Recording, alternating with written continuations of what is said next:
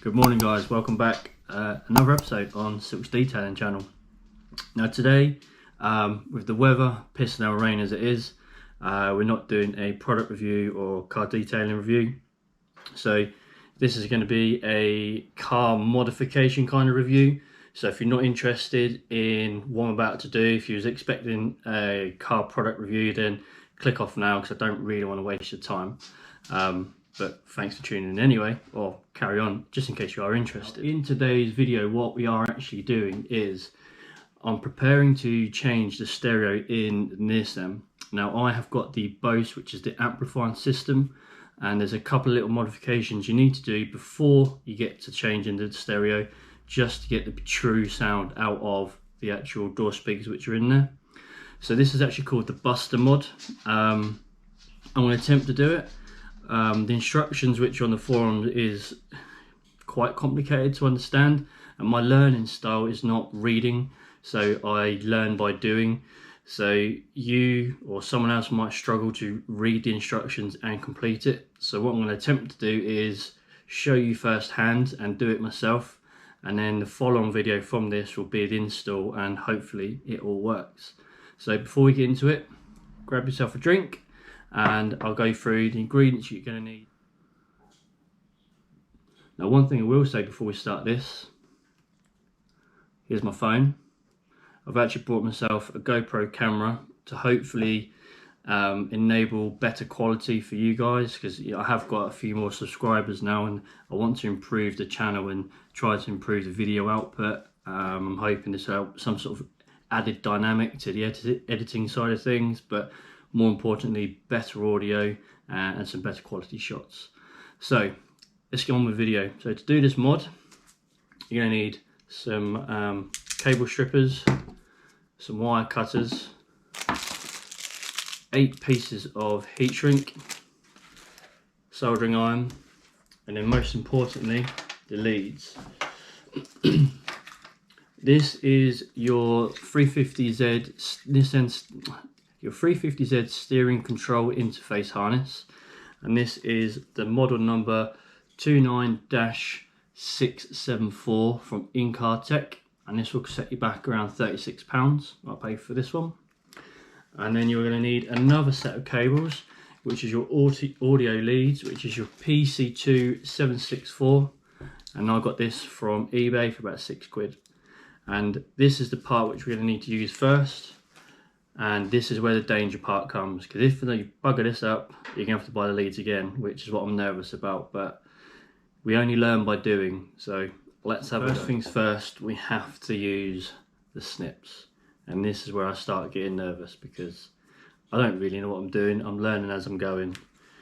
So with the first lead, which is the PC2 2764, we only need this brown connector and this white. Yeah, just this brown connector with this white connector. What we actually need to do is cut this end off and cut this end off. No going back.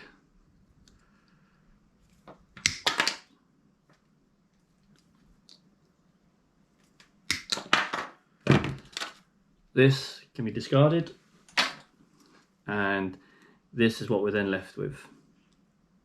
So now what we need to do is strip these wires, and then there is some more cutting, and this is where I'm getting really nervous, because we need to cut this one, and this is where the expensive one is.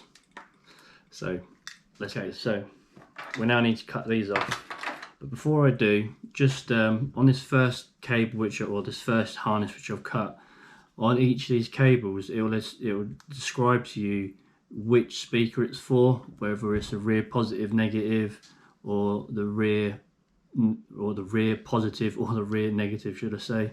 And each cable is color coded.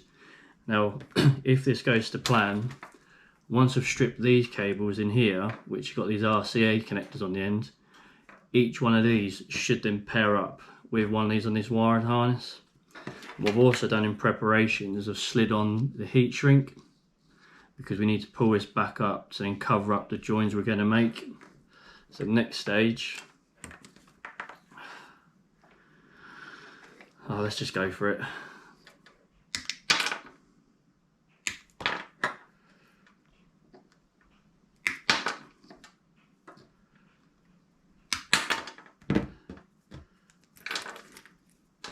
damage is done now.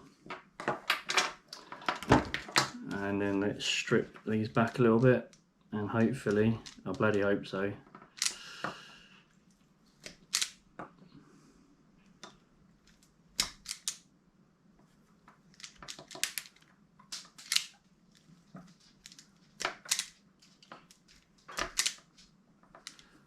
a little bit longer.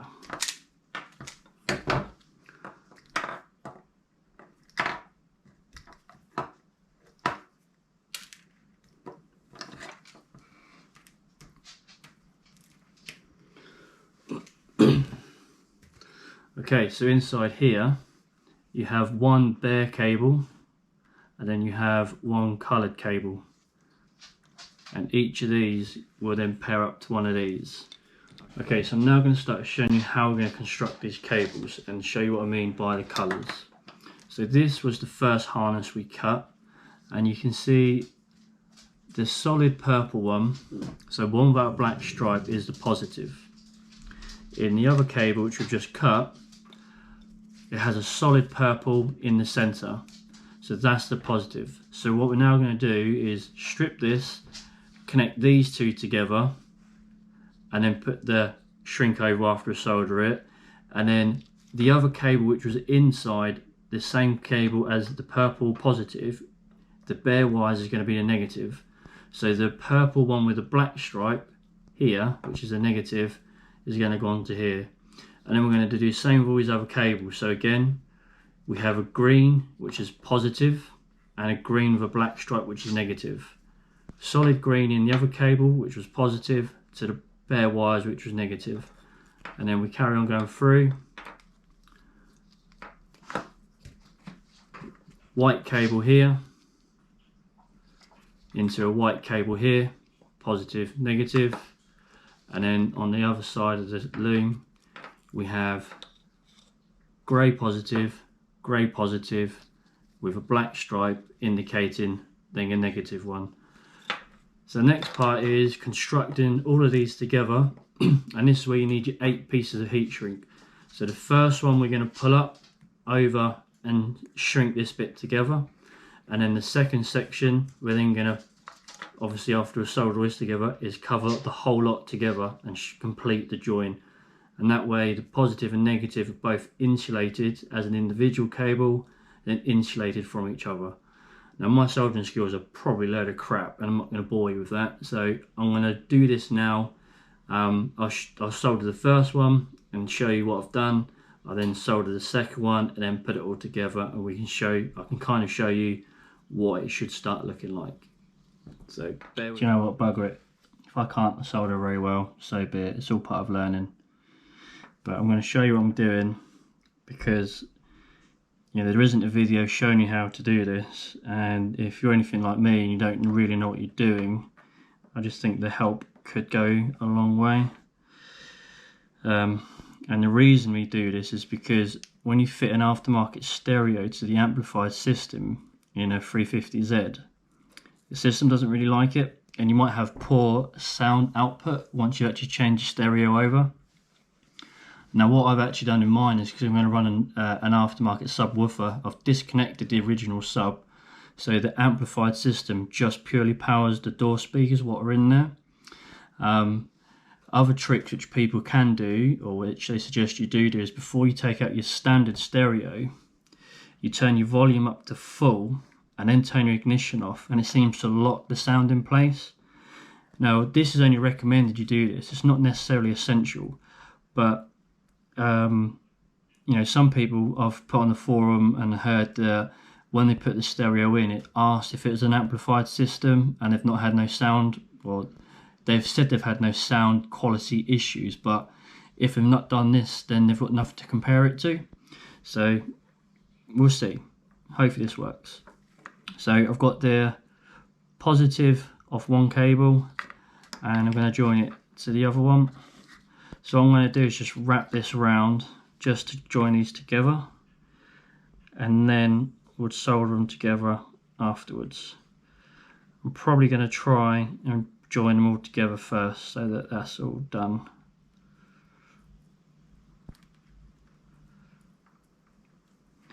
So So there is a positive rear speaker output cable done, and then we need to go to the one with the black stripe and do which was the original exposed cable out of the other one, and then I'm going to fold them together.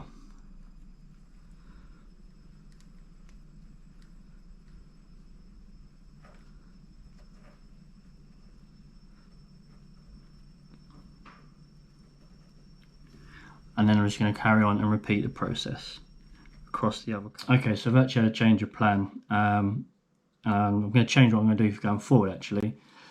So I was twisting it all together and it just kept falling apart. So I've actually completed the first two joins. I'm just going to put a bit of tape around this to finish it off. But what I'm actually going to do is put a bit of heat shrink around this smaller section so I can heat shrink both joins together. I think it'll have a neater look overall rather than the two individual cables. So I'll show you what I mean on the next one in comparison to these. So the next colour on this RCA connection is the green. So I'll do the green and then I'll show you the difference between what I've done here and what I think I'll do on the next go. We'll see what you think. Okay, so it turns out that my cutting skills, my wiring skills and all that sort of stuff is pretty poor. Anyway, ignore that because we can just tape it up. Here's the difference between what I've done so far. So let's separate this.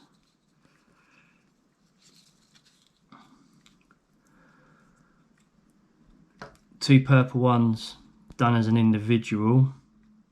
If that can be made out to you guys, I'm not entirely sure. But then what I've done with the green one, I've fed them all through the same. So the positive is insulated under the yellow heat shrink, and then the negative is done under the black one. And then there's a little bit of exposed cable here, which, you know, I cut it too short, but I didn't have not a lot of room to play with, so I just tapered it up to neaten it all up. But I think doing it as a single one here definitely looks a little bit better. So I'll carry on with the other two and I'll show you the finished result. But the short and the simple part of this is, which is hard to explain, you just got to trust that if you buy the right wires, once you've cut the RCA heads off, you have the same leads, and it's just a case of joining the positives to the negatives. I put a forum question out there asking for some help with it because I just didn't get how it was explained in the actual tutorial, but it's actually not that hard. You just need to be better than what I am at doing this. So if this doesn't work, it's probably because of a poor connection, but it's just connecting positives to negatives, so there's no reason why it shouldn't work.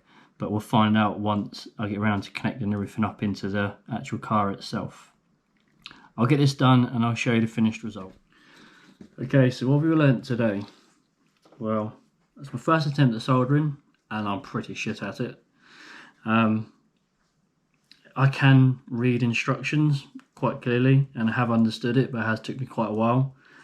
But hopefully this video tutorial will help you out in the future.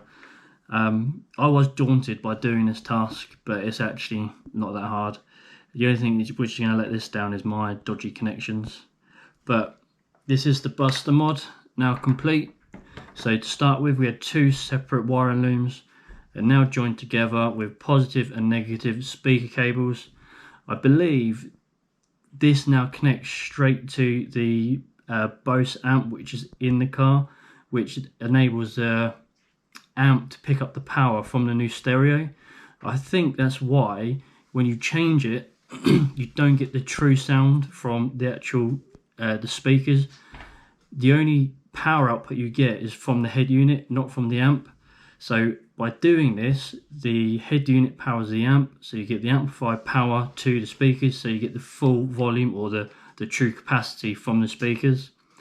Now what I've hopefully done by disconnecting the actual standard subwoofer behind the driver's seat, I'm enabling more power to go to the speakers, so the distribution of power is not being spread so widely.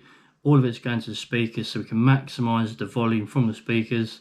And again, because I'm running the sub in the boot, all going well anyway, it should balance out the base which we're missing. So I hope you have found this helpful. It is straightforward. It's just the same colour cable to the same colour cable, and then insulate it, and then follow your fitting instructions. This system does work for any head unit. I'm going for a Pioneer system. So yeah, hopefully this week we can get the stereo fitted and test this out. But if you have found this helpful, please do say down below. Do put a comment in the description to say that you followed the instructions and it did help you out. If it didn't, then sorry. And if you want to teach me to solder, then by all means, come show me how to use this thing, because yeah, I ain't very good at it. But hopefully this done the job what it needed to be done. Once again, thanks for watching, guys. Please do like, comment, and if you haven't subscribed to this channel before, please do subscribe down there. I would like the channel to grow a little bit, and we'll see what comes up next. Thanks for watching, guys. See you later.